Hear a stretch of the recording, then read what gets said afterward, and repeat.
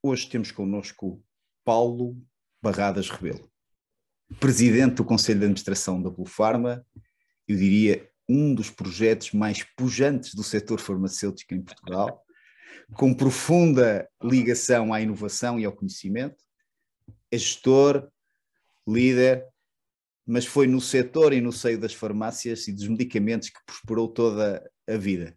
Casado, pai, que a mim me impressiona sempre pela forma positiva e inspiradora como fala dos temas em que se envolve. Paulo, hoje teremos certamente uma receita de sucesso, não estaréssemos nós, enfim, no meio das bolas e dos farmacêuticos. E numa reflexão sobre liderança, pergunto, já adivinhavas muito cedo que seria por aqui? Obrigado, João. É um gosto enorme participar nestes teus eventos. A Bluepharma tenta inspirar outros líderes e, portanto, vou tentar que a nossa história de vida, a minha história de vida, seja, de certa forma, inspiradora. Somos, de facto, não somos um projeto pujante, somos um projeto à nossa medida, que transforma, de facto, o conhecimento em valor. Eu, desde muito cedo, e na altura, tinha um ambiente familiar, empresarial em casa. A minha mãe foi a minha grande orientação sempre, e ela era uma empreendedora. E eu vivi sempre muito neste mundo dos negócios e do contar o dinheiro ao fim do mês e perceber o valor que o dinheiro tem e o valor que as pessoas têm. Sentia que o mercado e o mundo era cada vez mais competitivo, que para estar no negócio que tinha que ter algo mais, que ter conhecimento técnico e científico poderia ser uma oportunidade. E, portanto, isto, de certa forma, aos 14 anos, eu já achava que decidi, primeiro tinha, claro, aqueles conceitos de garoto, de seguir as pisadas do meu avô. Tinha o avô materno, que era médico, e, portanto, que era um homem muito popular na sua terra, um chamado João Semana, muito inspirador para todos nós, e, portanto, eu queria ser médico. Até que aos 14 anos caí de mota, sempre foi uma paixão enorme da minha vida, foi andar de mota. Caí muitas vezes, fiz muitas asneiras em cima das motas e fui ao hospital. E aos 14 anos decidi que medicina, que nem pensar, não tinha nada a ver comigo. Era impossível ver-me de bata branca dentro de um hospital. Mas nessa altura virei para o outro meu avô, que era farmacêutico. E, portanto, que era já uma área que me atraía de certa forma, porque tinha algo de negócio, mas também tinha algo de ciência, científico, e, portanto, achava que no futuro, com as dificuldades e com a competição cada vez maior, que talvez nessa área pudesse fazer. Rapidamente percebi que estava numa área de grande impacto para a sociedade, para os doentes, de vender esperança todos os dias ao balcão da farmácia e, portanto, de me entregar completamente aos outros. E quanto mais me entregasse aos outros, melhor fazia melhor exercia a minha profissão e melhores resultados poderia ter. E, portanto, foram estas as inspirações na altura que me fizeram começar a trabalhar. Paulo, muito obrigado por esta introdução, que já nos vai deixar aqui muito para refletir. Agradou-me particularmente esta última, que desde cedo começaste a vender esperança a todos os clientes, no fundo, que se aproximavam ao balcão de uma farmácia. Muito curioso. Vou partilhar com muitos dos amigos farmacêuticos e proprietários de farmácias, amigos e clientes, que eles certamente vão replicar, espero é que façam a citação de vida de quem vem, mas percebo então que o momento acaba por ser essa queda de mota, portanto, a queda de mota acaba por ser o momento que vira... Foi disruptiva na minha vida. Com 14 anos. Muito curioso. Um aspecto também particular que aqui em Portugal se fala sempre com muito receio e com muito medo e até com alguma censura, que é a perspectiva aos negócios. Ou seja, quando se nós virmos e lermos a etimologia da palavra negócio, do latim, é negação do ócio. E, portanto, fazer negócio é negar o ócio. Mas em Portugal é sempre visto com alguma reserva e, portanto, sinalizo pela positiva o facto de dizeres que desde muito cedo aprendeste a lidar e a gerir e a saber sentir o dinheiro, certo? É verdade. O negar o ócio tem muito a ver comigo. E ultrapassando aqui um bocadinho os acontecimentos, porque é uma coisa mais recente, tenho uma história interessante que é a Torre de Palma, aqui no Alentejo. Eu decidi, quando a minha mãe faleceu, isto há 15 anos atrás, que só sabia trabalhar. Trabalhava dia e de noite. E pensei, bem, tenho que ter uma segunda casa onde possa passar assim, relaxar um bocadinho. Na praia, no campo, não, é no campo. No campo, no Alentejo. É na terra da minha mãe. Vou trazer, ela era decoradora de interiores, vou transportar a casa de Coimbra para o Alentejo e, portanto, vou ter uma casa, um refúgio de fim de semana. Esse refúgio comecei a procurar várias propriedades e encontrei uma cuja dimensão extravasava completamente a dimensão familiar. 6.000 metros de telhados e de construção, quase uma aldeiazinha, se assim se pode chamar. E pensei, eu não mereço uma casa de fim de semana. Eu mereço um projeto empresarial. E então, ao fim de semana, desloco-me para essa Torre de Palma para trabalhar. E, portanto, isto é non-stop. Mas tenho o gosto de poder dizer que tenho um prazer enorme em todo o trabalho que faço. E, portanto, não considero isso...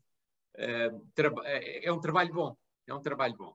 Nunca me levantei com problemas de ir trabalhar. Adoro o que faço e quando adoramos o que fazemos, juntamos tudo.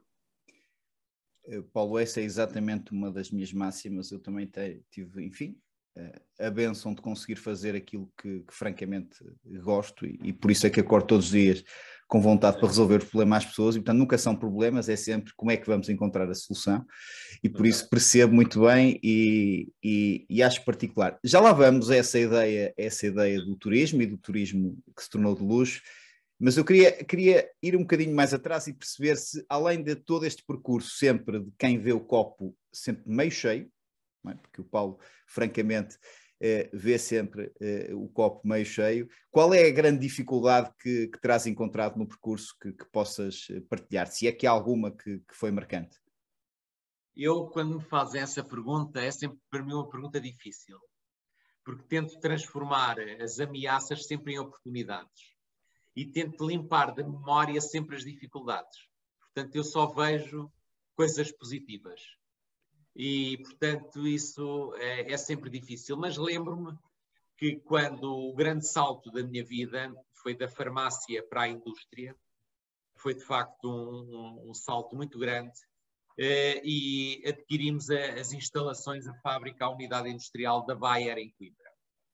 E, portanto, nessa altura, como sabes, tínhamos um phasing out, um contrato que ao fim de 3 anos a Bayer deixaria de produzir naquelas instalações. Foram 3 anos fantásticos, de grande aprendizagem, porque o valor que comprámos, no fundo, foi o saber fazer medicamentos, as pessoas, e aqueles 3 anos deram-nos uma endurance muito, muito interessante. Mas, após esse tempo, nós tínhamos que encontrar, não tínhamos medicamentos próprios nossos, e tínhamos que encontrar outras empresas que conseguíssemos convencer a fabricar os seus medicamentos. E, portanto, tivemos, na altura, lembro-me, 6 produções grandes que falharam sucessivamente. Alimentávamos a esperança, que era desta que íamos substituir a Bayer, e o produto vinha, e depois, por razões variadas, falhávamos. Portanto, eu nessa altura dizia, já construímos 6 fábricas de medicamentos. E as 6 falharam. As 6 falharam. Pois que é como tudo, não é? Quando temos muita confiança e quando nos preparamos. E então temos, no final, fazemos a produção industrial para esses 120 clientes. Portanto, foi um salto muito grande passar nos primeiros anos de um cliente, que era a Bayer, para 120 clientes no mercado internacional. 90% do que fazemos é para exportação. Muito bem. Paulo, muita riqueza neste trecho de esclarecimento que nos deixaste, e eu volto atrás, quando dizes, nas dificuldades eu tento limpar da memória os aspectos negativos. E a primeira pergunta, eu sou tendencialmente um realista, cada vez mais com estas conversas tendo a ser alguém positivo, e por isso a primeira pergunta é, como é que se consegue limpar os efeitos negativos, ou se é que se consegues mesmo tirar da cabeça? Eu durante muito tempo fui apelidado de ser um otimista. Ok. Eu acho que hoje não me vejo como otimista, mas melhor que otimista é ser otimizador. É do pouco tentar fazer muito. É aproveitar todos os bocadinhos. E eu tento aproveitar todos os bocadinhos com os meus amigos, com a minha família, com os meus filhos e na profissão. Não perder tempo. E, portanto, considero-me mais otimizador que otimista. Como é que eu tento limpar? Tento limpar porque tenho tanta coisa para fazer e tanta coisa boa para fazer que rapidamente limpo e viro as agulhas noutro sentido e já estou noutra. A solução será, o segredo é ter muitas frentes boas, certo? É um bocadinho isso. E o segundo aspecto que também sinalizei é entre a estabilidade de estar, enfim, com uma farmácia e a liderar uma farmácia e com a estabilidade que sabemos, se existir rigor e se existir disciplina, enfim, é um trabalho muito digno e muito estável. Entre isso e fazer empreender ou fazer acontecer, é que passado estes anos todos, podia ter corrido mal, não é? A verdade é essa, mas escolheste sempre fazer acontecer, não é? Eu costumo dizer que me tento sempre, todos os anos, desempregar. e na farmácia desempreguei-me, não é? E o desempregar é tentar fazer diferente. Tentar todos os anos puxar por quem está à minha volta e tentarmos inovar. E inovar tem sido muito a pedra de toque da minha vida, porque sinto que no mundo competitivo em que vivemos, se não tivermos a capacidade de inovar, e inovar é surpreender a cada momento o nosso interlocutor, o nosso parceiro, o nosso cliente, ele será surpreendido pelo vizinho do lado. E perdemos o que de melhor temos, que é o cliente. Portanto, esta inovação, esta forma de estar na vida, de tentar fazer sempre diferente, é de facto uma marca da minha vida.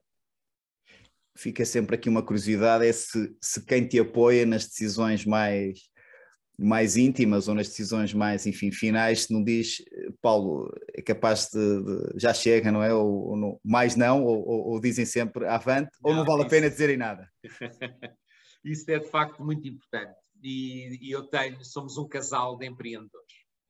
E a minha mulher tem-me sempre incentivado e dado a confiança para avançar nestes projetos muito arriscados. Ela podia ser receosa e era natural que fosse e que me dissesse não, é melhor ficar nesta zona de conforto. Mas ela própria me incentiva sempre a avançarmos e somos de facto um casal de empreendedores. Quando avancei com a farmácia, era estudante de farmácia. Ela já estava a terminar o curso, é farmacêutica também, e portanto foi ela a diretora técnica da farmácia. Depois, mais tarde aqui, neste projeto do Alentejo, eu costumo dizer que ela é uma farmacêutica pós-graduada em gestão hoteleira e turismo. Imediatamente arregaçou as mangas e foi fazer uma pós-graduação para nos prepararmos para esta aventura, que era um casal de farmacêuticos abrir um hotel de 5 estrelas no meio da planície alentejana, onde só se avista verde, neste momento, algum verde, e umas vaquinhas a pastar. aqui neste ambiente que temos o hotel, e portanto eram projetos difíceis, mas que em conjunto foi sempre uma forma muito fácil de desenvolver. Isso faz-me saltar aqui para outra reflexão, enfim, sabendo e também conhecendo que há uma unidade de facto extraordinária dentro do grupo Blue Pharma, a ideia e que gostávamos que partilhasse um pouco esse núcleo duro, essa forma coesa, um espírito, diria, quase familiar, não é? Se francamente foi a força do sucesso, ou se, a par de outros que às vezes criticam essa lógica tão coesa e tão familiar e tão fechada como ponto de crítica. Pergunto a ti se foi a vossa receita de sucesso ou pelo contrário. Sobre os negócios, como é que é? Amigos à parte, não é? Exato. Eu tenho exatamente o exemplo contrário. Eu nasci em Coimbra, vivi toda a minha juventude num bairro muito moderno, na altura, novo, que era a Solum.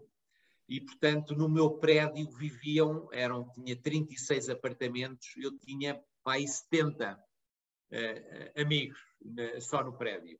E, portanto, desde sempre me rodeei muito destes contactos e destas amizades. Eu hoje ainda digo, este é o meu primeiro amigo, desde os 3 anos de idade. Ainda o mantenho e é assim que eu o apresento às pessoas. Este é o primeiro.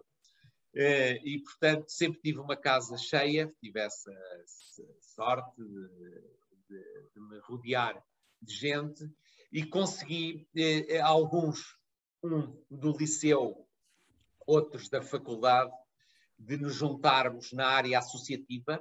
Portanto, as primeiras experiências profissionais com eles foi na área associativa, na Ordem dos Farmacêuticos, estivemos na direção, na Associação Nacional das Farmácias, depois na Cooperativa de Farmacêuticos de Distribuição de Medicamentos do Centro, que era a Farbeira, hoje plural, e, portanto, fui presidente dessa cooperativa, filo com uma direção de amigos e, portanto, sempre valorizei muito a facilidade de relação e a confiança que tenho com eles. Eu costumo dizer que nunca perdi tempo a gerir a equipa. Quando entrava de manhã e quando entro de manhã na empresa, quando inicio as reuniões, basta-me olhar para eles e percebo logo o ambiente. E, portanto, isto é muito facilitador, porque conheço muito bons líderes, muito bons gestores, melhor dizendo, que se perdem na liderança das equipas, porque hoje é cada vez mais difícil liderar. As pessoas são cada vez mais exigentes, cada vez menos pacientes, menos tolerantes e, portanto, liderar é de facto difícil. Ficam aqui 2 ensinamentos muito relevantes. O primeiro das quais é que, de facto, há exceções ao adágio popular e, portanto, que esse adágio é fácil de praticar e há aqui um exemplo evidente disso mesmo. E segundo, que é particularmente interessante para mim, nunca perder tempo a gerir a equipa. Ou seja, no fundo, toda a energia estava canalizada sempre para fora, não é? Para os clientes, para os concorrentes, para melhorar. É isso. Certo? Certo. Muito bem, isso é curioso. E aqui faz-me dar um salto mais para o ambiente português e no fundo no qual estamos inseridos. Conforme viajamos e temos experiências de transações internacionais e de outras realidades, entendemos que o país ainda tem um ecossistema para as empresas um pouco, enfim, pelo menos não as valorizamos tanto como porventura o valor que elas têm. Tu tens a sensação, julgas que há algo que falta a Portugal em que vês noutros mercados em relação à visão como se vêem os empresários e as empresas? Acho que Portugal que ainda vive muito de uma segurança que já não existe. E as pessoas são educadas, as crianças são educadas para o risco mínimo, segurança máxima, risco mínimo. E isso deslocaliza muito esta orientação para o empreendedorismo e, portanto, quando se vê alguém que tem sucesso nesta área, eu penso que, apesar de tudo, que hoje o empresário que é melhor visto do que antes. embora estamos numa sociedade onde todos somos mal vistos. Todos somos mal vistos, quando queremos ver mal. E, efetivamente, o que tem vindo a lume e o que se sabe hoje, isto varre toda a sociedade, não é? As histórias de corrupção, as histórias de aldrabice permanente, não abonam nada, mas é geral. Não são os empresários, não são os políticos, não são os liberais, não é a justiça. Portanto, há de facto uma sensação no ar que não é boa. E, portanto, mas isso é transversal a todos. Não ligo isto de forma alguma às empresas, ligo de facto a educar para o risco zero. E, portanto, isso é uma educação que eu não tive. A minha mãe sempre me estimulou muito ao empreendedorismo. Eu, com 12 anos, já trabalhava. Acho que as crianças serem educadas desta maneira, que é bom, saber o que o dinheiro custa, sermos nós capazes de conquistar e de fazer, ocupar os nossos tempos de lazer, o tal negócio, negar o ócio, é importante, é uma educação que se deve trazer às crianças. Claro que não estou a defender minimamente o trabalho infantil Claro, ou claro, sim. imitar as crianças Exato. É curioso, e aqui a título, conforme te ouvia, recuei uns 100, uns 150 anos à geração de 70, que dizia, enfim, que diziam que o grande vontade dos pais era encaixar os filhos, não é? E, portanto, quase que a ideia seria encontrar alguma forma em que eles se parqueassem e ali ficassem toda a vida em segurança. E, portanto, percebo que o que dizes é que o problema está muito lá atrás, não é? Portanto, está muito na forma como educamos e como partilhamos o risco com as crianças, não é? Portanto, e se formos para realidades anglo-saxónicas, vemos exatamente o contrário, não é? Portanto, é muito curioso. Paulo, e agora teremos que dar então um salto, porque não nos falas de Coimbra, falas-nos do Alentejo, e queríamos perceber como é que alguém depois de tanta ligação, enfim, à saúde e aos medicamentos e à inovação na Blue Pharma, depois se empreende num projeto de luxo, do turismo de luxo. Já falaste um bocadinho e gostava que partilhasses connosco este salto, não é? Este salto e o que é que está a ser essa caminhada? Isto já dei aqui uma primeira pista e eu costumo dizer que a receita que é sempre a mesma, seja nos medicamentos, seja no turismo. E essa receita tem a ver com os nossos valores, de tentarmos ser competentes, rigorosos, os valores da qualidade, de fazer bem, e os valores da inovação. E a inovação dá muito trabalho. E eu, se quero ter clientes, e tenho que os ter, não é? Porque mergulhei neste projeto e depois deitei as mãos à cabeça. E agora? Como é que isto vai ser? E de maneira que tive que trabalhar muito, não é? E inovar no sentido de conseguir ter um projeto que surpreendesse os clientes que cá vêm. E isso tem sido verdade. Portanto, tenho muitos clientes americanos, tenho muitos clientes brasileiros, tenho clientes de todo o mundo que vêm cá e que se espantam com o que encontram, pela nossa abertura, pela nossa genuinidade, pela arquitetura que encontram, pela gastronomia, pelos vinhos magníficos que fazemos aqui. Portanto, tentamos fazer bem e eu costumo dizer muitas vezes que é tão fácil fazer bem. E quando tentamos fazer esse bem, isso é perceptível do outro lado. E as pessoas encantam-se e surpreendem-se com o projeto. Portanto, a inovação cá está. Portanto, a receita é sempre a mesma. Qualidade, rigor, inovação.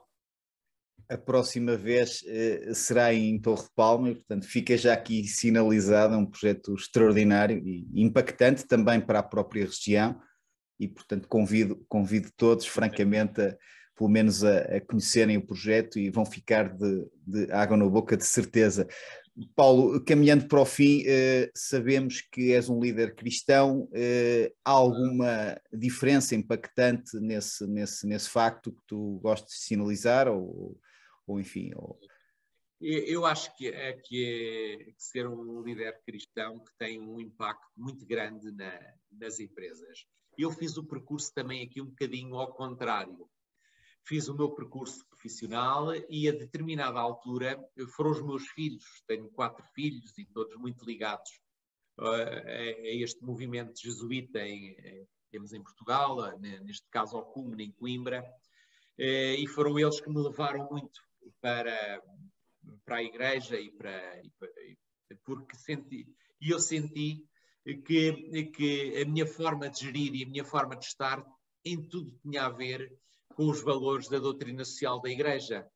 E eu sempre geri pela verdade, pelo amor, centrado nos outros, e sempre pus o bem comum acima de tudo, dos interesses pessoais, dos interesses das pessoas que estão comigo. Portanto, as decisões foi sempre no sentido de ver o bem comum do que estava a fazer.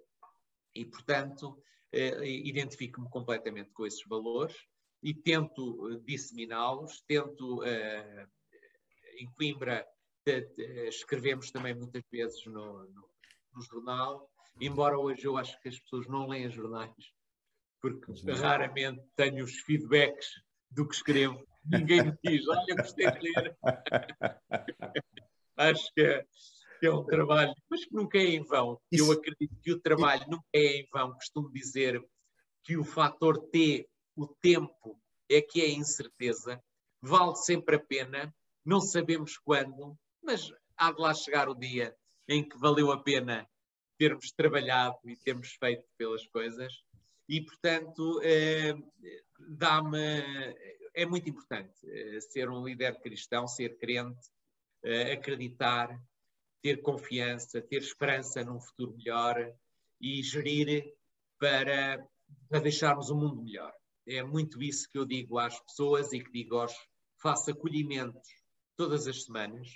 Nos últimos anos têm entrado cerca de 100 pessoas por ano e nesses acolhimentos tento sensibilizar sempre que temos a obrigação de deixar o mundo melhor do que nos deixaram a nós. E, portanto, vou tentando, isto são palavras de um líder cristão, não é? Que, no fundo, saem naturalmente, não é? Portanto, são praticadas ato a ato e certamente, não vale a pena dizê-las, temos que as praticar, e com as centenas de pessoas que acolhem e que certamente lideras, saberiam se indicar se isso não é verdade, e, portanto, melhor que dizer, certamente é praticar. Paulo, como lema final, inspiras alegria, inspiras o próximo, e, portanto, sentir-me-ei com mais força para enfrentar este dia e as próximas semanas, e estou certo que continuará aqui a fazer mexer o meu discernimento, e por isso agradeço-te. O que te pergunto é se há algum lema de vida que gostes de partilhar, além de tantos que já foste aqui partilhando connosco, algum lema de vida que tu transmites aos teus filhos e aos teus netos e aos teus sócios, enfim, que é algo que tu achas que é? Sigam os seus sonhos. Eu acho que vale a pena seguir os sonhos, mas para seguir os sonhos temos que nos preparar para eles,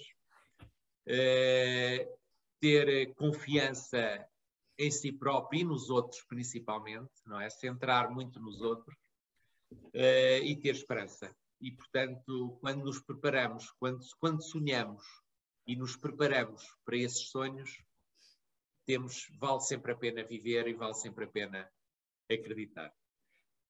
Paulo, muito obrigado. Esta citação de sigam os seus sonhos já a encontrei noutras conversas e terei o cuidado de a partilhar, e com pessoas igualmente profícuas como tu, e uma satisfação imensa. Obrigado por esta partilha. Eu julgo que Eu é que agradeço este bocadinho. São caminhos direitos com conversas que marcam a diferença e acrescentam valor. Muito obrigado. Obrigadíssimo, João.